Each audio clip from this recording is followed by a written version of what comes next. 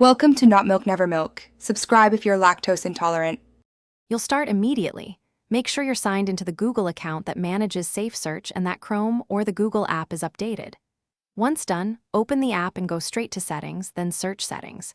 You need account-level access. If you're on a managed device, stop and switch to an unmanaged account.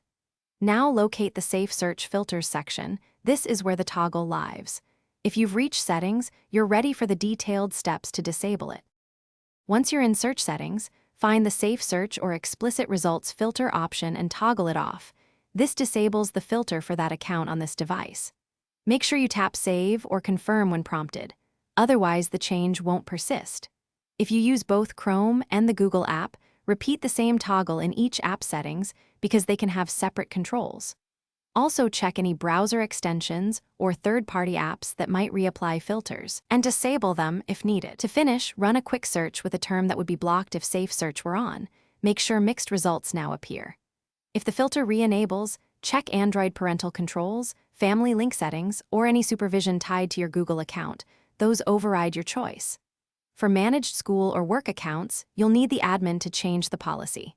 If nothing else works, clear the app cache, sign out and sign back in, then reconfirm the toggle. This often resolves stubborn.